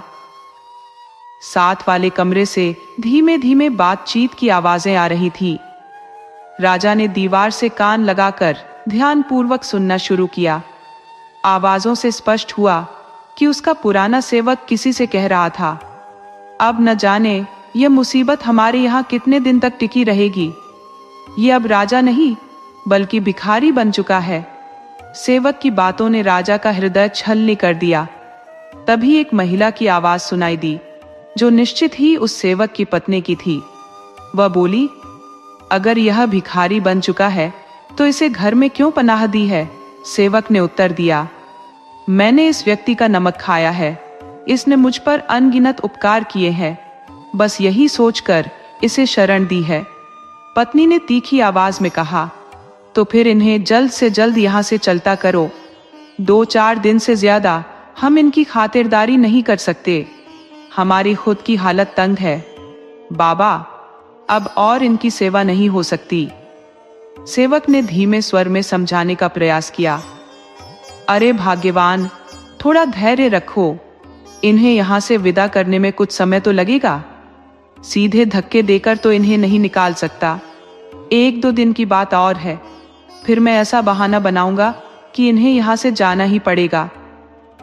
राजा ने जब यह सब सुना तो वह भीतर तक टूट गया। यह वही सेवक था जिसे उसने अपनी छोटी छोटी कृपाओं से हमेशा खुश किया था, और आज वही व्यक्ति गिरगिट की तरह रंग बदल रहा था। मायूसी में डूबे राजा ने सोचा, अब मेरे कठिन दिन शुरू हो चुके हैं। ये नौकर भी मुझे ठुकरा चुका है। परंतु अगले ही पल उसने अपने मन को समझाया, इसमें उसका कोई दोष नहीं है। यही तो संसार की वास्तविकता है। अपने विचारों के इस भंवर में डूबते उतराते हुए राजा की आंखें भर आईं। वह पूरी रात सो नहीं पाया। सुबह जब सूर्य की पहली किरण फूटी तो राजा ने सेवक से कहा, भाई, अब मैं तुमसे विदा चाहता हूं। तुमने मेरा बहुत ख्याल रखा, इसके लिए तुम्हारा हृदय से धन्यवाद। सेवक ने चौंकते हुए कहा, महाराज, इतनी जल्दी क्यों? कुछ दिन और रुक जाते। क्या मेरी सेवा में कोई कमी रह गई जो आप यहां से जा रहे हैं? राजा ने हल्की मुस्कान के साथ उसकी ओर देखा और शांत स्वर में उत्तर दिया, नहीं भाई, ऐसी कोई बात नहीं है। बस अब चलने का समय आ गया है। राजा ने नौकर से कहा, तुमने मेरी बहुत सेवा की है, पर अब मैं और अधिक समय यहां नहीं रुक सकता। फिर उसने आगे कहा, मुझे अपने वेश को बदलने के लिए कुछ वस्त्र चाहिए। कृपया उनका प्रबंध कर दो ताकि मैं इस स्थान से बिना पहचाने निकल सकूं। यह सुनकर नौकर के मन में एक अजीब सी खुशी दौड़ गई। उसने सोचा, चलो, अच्छा हुआ, अब मुझे इस भार से मुक्ति मिलेगी। कहीं ऐसा न हो कि शत्रु की सेना राजा को खोजते हुए यहां आ धमके और मुझे भी उनकी संगति में ले जाए। नौकर ने तुरंत राजा के लिए कपड़ों का इंतजाम कर दिया। राजा ने वेशभूषा बदल ली और अपनी बेटी के साथ वहां से प्रस्थान कर गया। वे दोनों सफर करते करते अपने राज्य की सीमाओं के पार निकलकर एक विशाल नगर में पहुंच गए। ये नगर उस नगर सेठ का था जो राजा का अत्यंत घनिष्ठ मित्र था। राजा ने सोचा, क्यों न उसी से सहायता ली जाए। वह नगर सेठ की भव्य हवेली पर जा पहुंचा। हवेली के द्वार पर राजा ने दरबान से कहा, मुझे नगर सेठ से मिलना है। जब राजा और उसकी बेटी नगर सेठ के सामने आए तो वेशभूषा बदलने के कारण नगर सेठ राजा को पहचान नहीं सका, लेकिन उसकी बेटी को देखकर सेठ तुरंत समझ गया कि यह राजा ही है। राजा ने अपनी दयनीय स्थिति और समस्त घटनाक्रम को नगर सेठ को बताया। पूरी बात सुनने के बाद नगर सेठ ने राजा को अपनी हवेली में ठहरने की व्यवस्था कर दी। सेठ ने कहा, महाराज, मैं आपके अच्छे और बुरे दिनों का साथी हूं। ये हवेली आपकी अपनी है। आप यहां जितने दिन चाहें रह सकते हैं। राजा 1 सप्ताह से नगर सेठ की अतिथि सत्कार का आनंद ले रहा था। अपने मित्र की उदारता और समर्थन से उसका हृदय प्रसन्न था। लेकिन एक दिन अप्रत्याशित घटना घटित हो गई। नगर सेठ की पत्नी को अचानक मिर्गी का दौरा पड़ गया। वह पहले पूरी तरह स्वस्थ थी, परंतु अचानक ही उसकी स्थिति खराब होने लगी। नगर सेठ चिंतित हो गया। उसने तत्काल नगर के श्रेष्ठ वैद्यों और हकीमों को बुलाया। के कठिन समय के कुछ और दिन बाकी है। राजा को पक्षियों की आवाज सुनाई दी। वह हैरान था कि ये पक्षी इंसानों की भाषा कैसे बोल रहे हैं। राजा ने चकित होकर ध्यानपूर्वक उनकी बातचीत सुननी शुरू की। मादा पक्षी ने पूछा, इनकी मुश्किलें कैसे समाप्त होंगी? नर पक्षी ने उत्तर दिया, अच्छा या बुरा समय हमेशा बदलता रहता है। इनका समय भी बदलेगा, लेकिन इन्हें अभी थोड़ा और धैर्य रखना होगा। ये कठिन परीक्षा की घड़ियां भी समाप्त हो जाएंगी, लेकिन इसका समाधान एकमात्र उस तपस्वी के आशीर्वाद में निहित है जो इस जंगल के पार रहता है। राजा, जो पक्षियों की आपसी वार्ता बड़े ध्यान से सुन रहा था, ये सोचने लगा कि इसमें अवश्य ही ईश्वर की कोई गहरी मंशा छिपी है। प्रातःकाल उसने अपनी बेटी को सब कुछ बताया। उसकी बेटी हल्के से मुस्कुराई और राजा ने संकल्प लिया कि उन्हें उस साधु की कुटिया ढूंढनी चाहिए जहां उनकी कठिनाइयों का हल छुपा हो सकता है। वे दोनों जंगल के कोने कोने में उस कुटिया की खोज में भटकते रहे, लेकिन साधु का कोई अता पता न मिला। कई घंटे व्यर्थ खोज के बाद निराशा का भाव उनके चेहरों पर झलकने लगा। थक हार कर उन्होंने आगे बढ़ने का निश्चय किया। लंबा सफर तय करने के बाद वे एक दूसरे राज्य में पहुंच गए। राजा इस बात पर चकित रह गया कि वह वही राज्य था जहां उसकी बड़ी बेटी की शादी हुई थी। यह एहसास उसकी थकी आंखों में आशा की किरण बनकर चमका। चलो, बेटी के घर में तो आसरा मिलेगा, उसने राहत की सांस लेते हुए कहा। वे दोनों तुरंत अपनी बड़ी बेटी की हवेली की ओर बढ़ चले। हवेली पहुंचने पर बड़ी बेटी उन्हें देखकर अत्यधिक प्रसन्न हुई, लेकिन जब उसने अपने पिता और छोटी बहन की दुर्दशा और उनके हालात सुने तो उसका मन उदासी से भर गया। राजा और उसकी छोटी बेटी को वहीं रुकने का निवेदन किया गया। उस रात राजा अपने कमरे में लेटा तो उसे नींद नहीं आ रही थी। उसके मन में विचारों का झंझावात चल रहा था। अचानक उसने सोचा, क्या मैंने अपनी बेटी के घर में शरण लेकर उचित किया है? 1-2 दिन तक तो यह सही है, लेकिन अधिक दिनों तक रुकने से मेरी और मेरी बेटी की प्रतिष्ठा पर आंच आ सकती है। लोग क्या कहेंगे? उसने निश्चय किया कि प्रातःकाल होते ही वह चुपचाप अपनी बेटी के घर से निकल जाएगा। उसे पता था कि उसकी बड़ी बेटी उसे आसानी से जाने नहीं देगी, इसलिए उसने बिना किसी को बताए जाने का मन बना लिया। सुबह होते ही राजा अपनी छोटी बेटी को लेकर हवेली से बाहर निकल गया। अब वे फिर से जंगलों में भटकने लगे। दिन ढलते ढलते बारिश शुरू हो गई और वे अपने लिए किसी आश्रय की खोज में इधर उधर भटकने लगे। आखिरकार उन्हें एक गुफा दिखाई दी और बारिश से बचने के लिए वे गुफा के अंदर चले गए। लेकिन जब राजा ने गुफा के भीतर ध्यानपूर्वक देखा तो उसकी आंखें चौंधिया गई। वह गुफा किसी और की नहीं बल्कि एक शेर की मांद थी। शेर अंदर सो रहा था। यह दृश्य देखकर राजा ने अपनी बेटी को चुप रहने का इशारा किया। वे दोनों धीरे धीरे गुफा से बाहर निकलने लगे। बाहर तो आ गए, लेकिन उनके दिलों में ऐसा भय बैठ चुका था जो उन्हें पूरी रात चैन से सोने नहीं देगा। वे बदहवास भागे जा रहे थे। हर क्षण यह भय मन में घर किए कि कहीं वह सिंह जागकर उनका पीछा न करने लगे। वर्षा अब मंद पड़ने लगी थी, किंतु उनकी पदचाप थमने का नाम नहीं ले रही थी। लगातार भागते भागते उनके पैरों में वेदना उत्पन्न होने लगी। अंततः वे जंगल के उस भाग में पहुंचे जहां एक झोपड़ी नजर आई। राजा ने स्थिति का कोई अन्य उपाय न देखकर अपनी पुत्री संग उस झोपड़ी में प्रवेश किया। झोपड़ी के भीतर उन्हें एक वयोवृद्ध साधु समाधि में लीन अवस्था में दिखाई दिया। इस निर्जन वन में किसी मानव का साक्षात होना पिता और पुत्री के लिए साहस का कारण बना। वे दोनों कुछ समय के लिए वहीं रुक गए। कुछ पल मौन व्यतीत हुए और जब साधु ध्यान से बाहर आए तो उन्होंने दोनों आगंतुकों पर दृष्टि डाली। राजा ने कुछ कहने का प्रयत्न किया, किंतु साधु ने हाथ के संकेत से उसे मौन रहने को कहा। राजा ने उनकी आज्ञा का पालन किया। साधु ने कुछ क्षण के लिए अपनी आंखें पुनः मूंदी और फिर उठकर कुछ फल उनके समक्ष रख दिए। उन फलों का सेवन कर राजा और उसकी पुत्री की थकावट और क्षुधा मानो अदृश्य हो गई। ऐसा प्रतीत हुआ जैसे उनके थके हुए शरीर में पुनः प्राण का संचार हुआ हो। साधु ने उन्हें देखकर मंद स्मित प्रकट किया और बोले, मैं भली भांति जानता हूं कि तुम दोनों अत्यंत दुष्कर समय से गुजर रहे हो। साथ ही तुम्हारी पुत्री असाधारण बुद्धिमत्ता और सूझबूझ की धनी है। उसने तुम्हें जो परामर्श दिया वह सत्य और उचित था।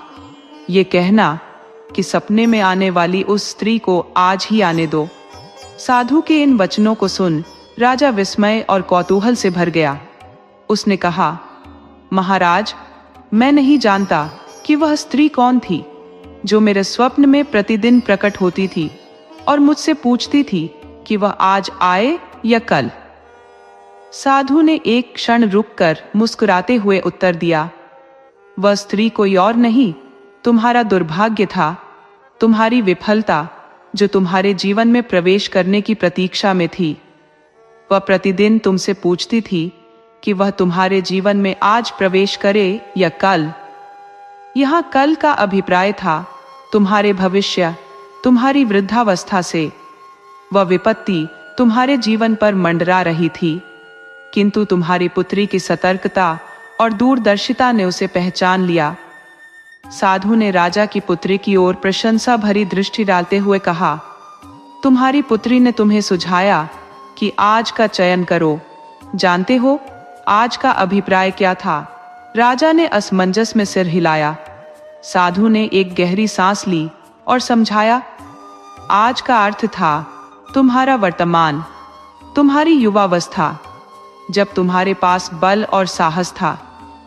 यदि तुमने कल का चयन किया होता तो वह विपत्ति तुम्हारे जीवन को पूर्णतः ग्रस लेती, किंतु अब तुम्हारे निर्णय ने उस दुर्भाग्य को तुम्हारे भविष्य से परे कर दिया है। साधु ने गंभीरता से कहा, इसलिए तुम्हारी बेटी ने समझदारी दिखाई और तुम्हें परामर्श दिया कि उस स्त्री से कहो कि वह आज ही आ जाए। यदि यह विपत्ति तुम्हारे बुढ़ापे में आती तो तुम में इसे सहने की शक्ति न होती। राजा की पुत्री ने सिर झुकाकर साधु के कथन की पुष्टि की। जी साधु महाराज, आपने बिल्कुल सही कहा। साधु ने राजा की ओर देखते हुए फिर कहा, तुमने अपने दुर्भाग्य को अपने जीवन में आज बुलाया और उसका सामना कर लिया, लेकिन यदि यही संकट तुम्हारे जीवन के उत्तरार्ध में आता तो शायद तुम इसे सहन नहीं कर पाते। अब मैं तुम्हें एक शुभ समाचार भी देना चाहता हूँ। तुम्हारे कठिन दिन समाप्त होने वाले हैं। तुम्हारा दुर्भाग्य अब विदा लेने की कगार पर है। तुम्हारी पराजित सेना ने अपनी शक्तियों को पुनः एकत्रित करना आरंभ कर दिया है। उन्होंने सभी सैनिकों को संगठित कर लिया है और पूरी शक्ति के साथ अपने राज्य को वापस प्राप्त करने के प्रयास में जुट गए हैं। ये सुनकर राजा को विस्मय और संतोष हुआ। साधु ने आगे कहा, तुम्हारे सेनापति ने नए हौसले के साथ शत्रु का सामना करने की तैयारी की है और तुम्हें यह जानकर हर्ष होगा कि तुम्हारे कुछ पुराने मित्र जो पड़ोसी राज्यों के राजा हैं, तुम्हारी सहायता के लिए अपनी सेनाओं के साथ आए हैं। अब यह निश्चित है कि तुम्हारा राज्य तुम्हें पुनः प्राप्त होगा। साधु के वचनों से राजा के हृदय में नई आशा का संचार हुआ। उसने साधु का कृतज्ञता के साथ अभिवादन किया, उन्हें प्रणाम किया और अपनी पुत्री को लेकर अपने राज्य की ओर प्रस्थान किया। यात्रा के दौरान राजा के मन में एक अनजाना संदेह भी उठ रहा था। क्या उसकी सेना, जो एक बार पराजित हो चुकी थी, वास्तव में शत्रु को परास्त कर सकेगी? क्या उसका राज्य उसे पुनः मिलेगा? दिन रात के निरंतर सफर के बाद कई सप्ताह बीत गए। अंततः राजा अपने राज्य की सीमाओं में पहुंचा। वह यह देखकर चकित रह गया कि उसकी सेना ने शत्रु को पराजित कर राज्य को पुनः अपने अधिकार में ले लिया था। शत्रु राजा को हराकर उसे वहां से मार मार कर खदेड़ दिया गया था। राजा की सेना और उसके सेनापति ने उसके स्वागत में भव्य आयोजन किया। पूरे सम्मान और हर्षोल्लास के साथ राजा को उसके राज सिंहासन पर पुनः आरूढ़ किया गया। पड़ोसी मित्र राजाओं ने भी अपनी शुभकामनाओं के साथ राजा को बधाई दी। इन मित्र राजाओं की सहायता से ही राजा को उसका राज्य वापस मिल सका था। उस दिन राजा ने अनुभव किया कि संकट चाहे कितना भी बड़ा क्यों ना हो, हिम्मत और सही समय पर लिया गया निर्णय ही उसे पराजित कर सकता है। राजा के सेनापति और मित्र राजा ने विस्तार से बताया कि किस प्रकार उन्होंने पराजित सैनिकों को पुनः संगठित किया, उनकी खोई हुई हिम्मत को पुनः प्रज्वलित किया और उनके साहस को नई ऊंचाई पर पहुंचाकर दुश्मन राजा के खिलाफ आक्रमण किया। संगठित प्रयास और अडिग दृढ़ता के बल पर उन्होंने राज्य को शत्रु के कब्जे से मुक्त कर उसे पुनः प्राप्त कर लिया। यह सुनकर राजा के हृदय में कृतज्ञता उमड़ पड़ी। उसने अपने सेनापति और मित्र राजा को हृदय से धन्यवाद दिया। फिर अपनी पुत्री के माथे को चूमते हुए भावुक स्वर में कहा, प्यारी बेटी, तुम्हारी विवेकपूर्ण सलाह और दूरदर्शिता ने मुझे इस संकट से उबरने में सहायता की। यदि यह विपत्ति मेरे बुढ़ापे में आई होती तो संभवतः मैं इसे सहने और सामना करने में असमर्थ रहता। बेटी ने सिर झुकाकर विनम्रता से उत्तर दिया, पिताजी, मैंने अपने सामर्थ्य और बुद्धि के अनुसार जो उचित समझा वही आपके सामने प्रस्तुत किया। 1 माह के भीतर राजा ने अपनी पुत्री का विवाह अपने वीर, निष्ठावान और अद्वितीय साहस के धनी सेनापति से संपन्न कर दिया। इस शुभ अवसर पर पूरे राज्य में आनंद और उल्लास का वातावरण छा गया। कई दिनों तक उत्सव मनाए गए और प्रजा ने हर्षोल्लास के साथ इस नए गठबंधन का स्वागत किया। इसके उपरांत राजा ने अपना राज सिंहासन अपनी पुत्री और दामाद को सौंप दिया। उन्हें राज्य का भार और दायित्व सौंपते हुए राजा ने स्वयं को ईश्वर की भक्ति और साधना में समर्पित कर दिया। उन्होंने अपने जीवन के शेष दिन ईश्वर की आराधना और ध्यान में व्यतीत करने का निर्णय लिया। यदि यह कथा आपके हृदय को छू गई हो तो हमारे चैनल पॉजिटिव इनबॉक्स हिंदी को अवश्य सब्सक्राइब करें, वीडियो को पसंद करें और अपनी बहुमूल्य टिप्पणी साझा करना न भूलें। दोस्तों, आपको कहानी कैसी लगी अपने सुझाव कमेंट करना न भूलें। तो चलिए आज की अगली कहानी शुरू करते हैं।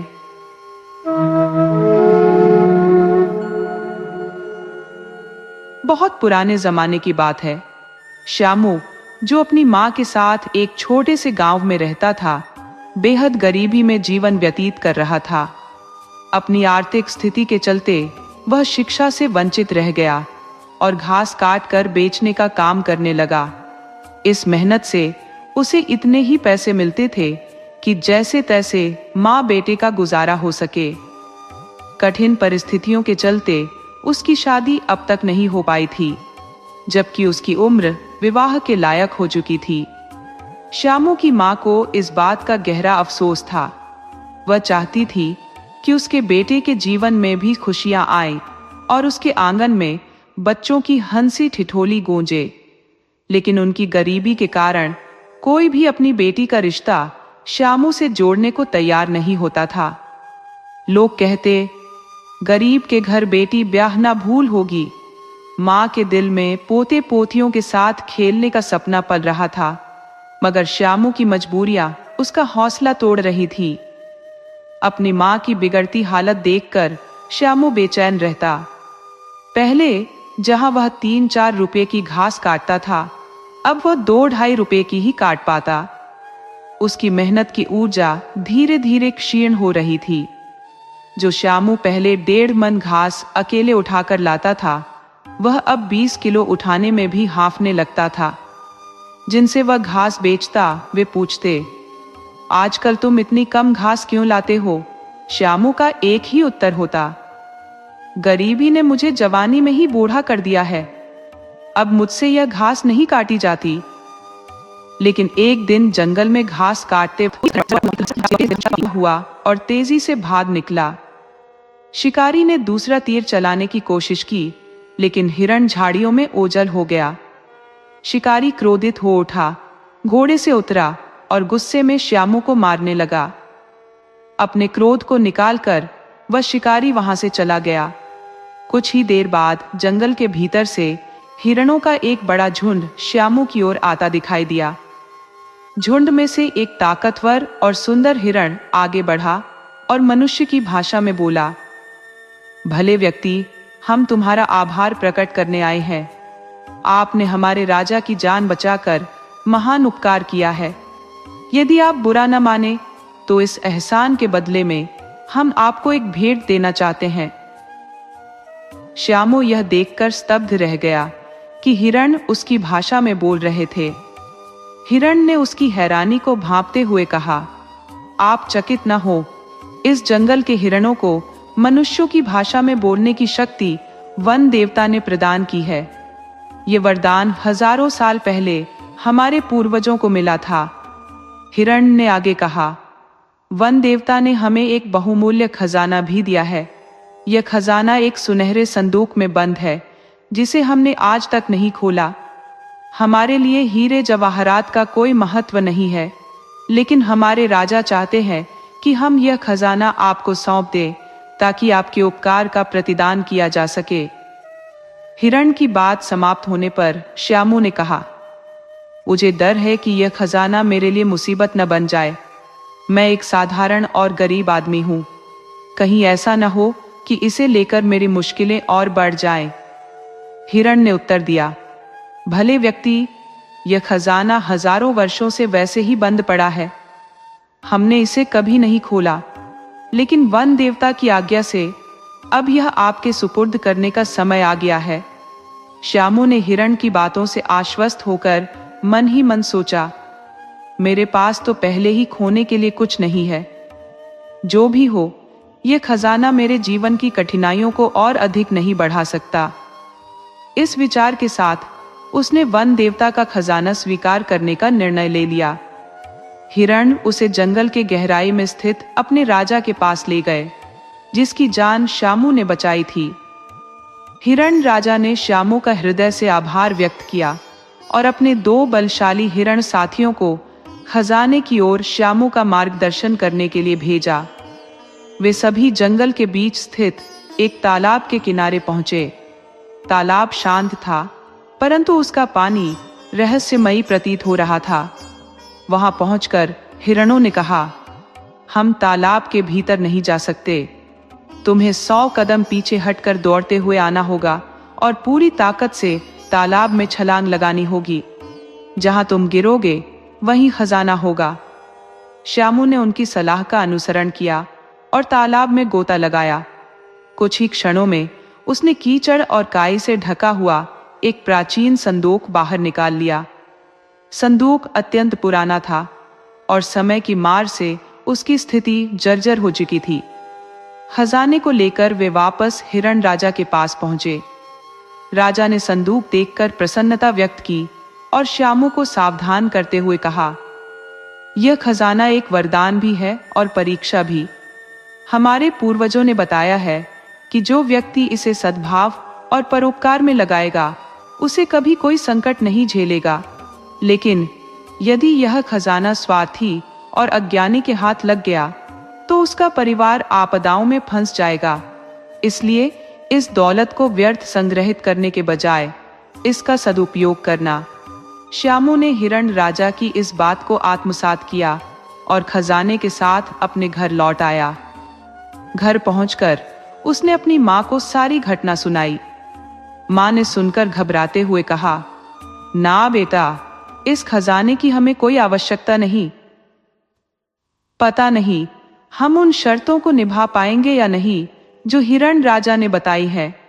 ये खजाना खुशियां कम और परेशानियां ज्यादा ला सकता है। हम अपनी गरीबी में ही ठीक है। श्यामू ने मां की बातों पर विचार किया और खजाने को लेकर आगे क्या करना है, ये सोचने लगा। श्यामू अपनी मां की बातों से अत्यधिक उदास हो गया। उसने संदूक को अपने घर में एक सूखे घास के ढेर के नीचे छुपा दिया। लेकिन रात को जब वह सोने के लिए लेटा तो खजाने का मोह उसके मन को विचलित करने लगा। घर में पड़ा इतना मूल्यवान खजाना उपयोग में न लाना उसे नासमझी लग रही थी। अंततः उसने अपने दिल को मजबूत किया और चुपके से मां की नजरों से बचते हुए घास के ढेर की ओर बढ़ा। उसने संदूक को बाहर निकाला और खोलने का प्रयास करने लगा। लंबे समय तक पानी में रहने के कारण संदूक की कुंडी खराब हो चुकी थी। जैसे ही कुंडी खुलने को हुई, श्यामू का दिल जैसे जोर जोर से धड़कने लगा। उसे लगा जैसे चारों ओर बिजली चमक रही हो और धरती हिल रही हो। उसका शरीर पसीने से तरबतर हो गया। डर और उत्सुकता से भरकर उसने संदूक को जमीन पर रखा और गहरी सांसें लेने लगा। थोड़ी देर में जब उसने खुद को संभाल लिया तो आत्मविश्वास से भरे स्वर में बोला, मैं इस खजाने को पूरी ईमानदारी और नेकनियति से खोल रहा हूं। मैं वादा करता हूं कि जो भी संपत्ति इस संदूक में है उसका उपयोग जरूरतमंदों की मदद के लिए करूंगा। मैं गरीबों को भोजन दूंगा, प्यासे गांवों में कुएं खुदवाऊंगा, बेसहारा और बुजुर्गों की सहायता करूंगा। अगर मैं अपने इस संकल्प से पीछे हट जाऊं तो जो भी दंड मुझे मिले मैं उसे स्वीकार करूंगा। ये कहकर उसने आंखें बंद की और संदूक का ढक्कन उठा दिया। ढक्कन उठते ही पूरे घर में एक मीठी सुगंध फैल गई। हर कोना चमकदार प्रकाश से जगमगा उठा। जब श्यामू ने आंखें खोली तो उसकी आंखें विस्मय में स्थिर हो गई। संदूक के भीतर हीरे, मोती और लाल बहुमूल्य रत्न भरे हुए थे, जिनकी चमक के साथ साथ मधुर सुगंध भी फैल रही थी। श्यामू इस अनमोल खजाने को देखकर खुशी से उन्मत्त हो गया। वह जोर जोर से चिल्लाने लगा। उसकी मां ने जब यह आवाज सुनी तो डर कर उठ बैठी और भागकर श्यामू के पास पहुंची। क्या हुआ बेटा, ये तुम इतने जोर से क्यों चिल्ला रहे हो? मां ने घबराहट भरे स्वर में पूछा। श्यामू ने मां की बातों का उत्तर दिए बिना संदूक उनके सामने रख दिया। जैसे ही मां ने संदूक का ढक्कन देखा, उनकी आंखें भी विस्मय में फैल गई। वहां जो कुछ था वह उनकी कल्पनाओं से भी परे था। दोनों मां बेटे असाधारण प्रसन्नता से भर गए। भोर होते ही श्यामू ने उन बहुमूल्य मोतियों में से एक को लिया और एक दूरस्थ बड़े नगर की ओर चल पड़ा। वहां पहुंचकर उसने उस मोती को बेच दिया। उस एकमात्र मोती ने उसे इतना धन अर्जित कराया कि उसे संभाल पाना भी कठिन हो गया। श्यामू ने उस धन का एक बड़ा हिस्सा उसी नगर के अभावग्रस्त और जरूरतमंद लोगों में वितरित कर दिया। शेष धन से उसने वहीं एक विशाल और भव्य मकान खरीद लिया। अब श्यामू अपने पुराने गांव में नहीं रहना चाहता था। उसे डर था कि लोग उसकी नई दौलत को लेकर अनावश्यक सवाल करेंगे और उसे परेशान करेंगे। कल तक तो तेरा गुजारा मुश्किल से होता था, अब अचानक इतनी संपत्ति कहां से आ गई? जैसे सवालों से बचने के लिए उसने रात के अंधेरे में अपनी मां और सोने के संदूक को लेकर उस नए नगर की ओर प्रस्थान कर दिया। नए नगर में नया घर देखकर उसकी मां का आनंद असीमित हो गया। वह कभी एक कक्ष में जाती तो कभी दूसरे कक्ष में। हर बार यही कहती, अब देखती हूं कौन अपनी बेटी का ब्याह मेरे बेटे के साथ नहीं करता। अब तो मैं किसी बड़े सेठ की बेटी को ही अपने बेटे की दुल्हन बनाऊंगी। पहली बार श्यामू ने अपनी मां के चेहरे पर इतनी खुशी देखी और यह दृश्य देखकर वह स्वयं भी अति हर्षित हो गया। अगले दिन श्यामू ने एक हीरा बेचकर उससे प्राप्त धन का बड़ा भाग गरीबों और जरूरतमंदों में बांट दिया। शेष धन से उसने अपने घर के लिए आवश्यक वस्तुएं खरीदी। उसके इस दयालु और उदार स्वभाव की चर्चा पूरे नगर में फैल गई। लोग जगह जगह उसी के विषय में बातचीत करने लगे। नगर में एक नया सेठ आया है जो गरीबों में धन बांटता है। यह खबर आग की तरह फैल गई। इस समाचार के फैलते ही नगर भर के असहाय और वंचित लोग श्यामू के घर के सामने इकट्ठा हो गए। लेकिन इन लोगों की भीड़ देखकर श्यामू तनिक भी विचलित नहीं हुआ। उसने सबकी मदद की और सभी को धन वितरित किया। उसके इस उदारता पर लोग जय जयकार करने लगे। शाम तक यह बात नगर के मुख्य धनाढ्य व्यापारी सेठ करोड़ी मल तक पहुंच गई। उसने सुना कि कोई बाहरी अत्यंत धनवान युवक नगर में आया है और अपनी दौलत को खुले हाथ से बांट रहा है। सेठ करोड़ी मल के मन में भय और ईर्ष्या उत्पन्न हुई। उसने सोचा, यदि यह युवक इसी तरह धन बांटता रहा तो लोग मुझे कंजूस और लालची समझेंगे, मेरी प्रतिष्ठा को आघात पहुंचेगा। अगले दिन सेठ करोड़ी मल ने श्यामू के घर का रुख किया। वहां पहुंचकर उसने श्यामू को समझाने का प्रयास किया। बेटा, इस प्रकार असावधानी से अपनी दौलत लुटाते रहोगे तो इसका अंत अच्छा नहीं होगा। थोड़ा विवेक से काम लो, तो कल को भूखे मरने की नौबत आ जाएगी। ऐसा अवसर बार बार नहीं मिलता। जिनकी गरीबी को मिटाने के लिए तुम यह दौलत लुटा रहे हो, उन्हें खुद प्रकृति ने गरीब बनाया है। इसमें तुम्हारी कोई गलती नहीं है। फिर तुम क्यों अपनी संपत्ति को व्यर्थ गंवा रहे हो? तुम सिर्फ अपने कार्य से कार्य रखो। सेठ करोड़ी मल ने नसीहत दी। श्यामू सेठ की सलाह सुनकर विचलित हो सकता था, लेकिन उसने अपनी वह प्रतिज्ञा स्मरण की जो उसे अपने सिद्धांतों से बांधे रखती थी। इसी कारण उसने सेठ करोड़ी मल की बात को विनम्रता से अनदेखा कर दिया। लेकिन सेठ ने अपनी पहली चाल असफल होते देख दूसरी योजना बनाई। अगले ही दिन वह श्यामू की मां से मिलने उनके घर पहुंचा। बहन जी, आपका बेटा मुझे अत्यंत योग्य और संस्कारी प्रतीत होता है। इसी कारण मैं उसे अपना दामाद बनाना चाहता हूँ। मेरी 2 पुत्रियां हैं। बड़ी की तो पहले ही शादी हो चुकी है और अब मैं अपनी छोटी बेटी का विवाह आपके पुत्र से करना चाहता हूँ। मुझे भरोसा है कि आप मेरी यह प्रार्थना अस्वीकार नहीं करेंगी। सेठ ने बड़े साम्य स्वरों में कहा।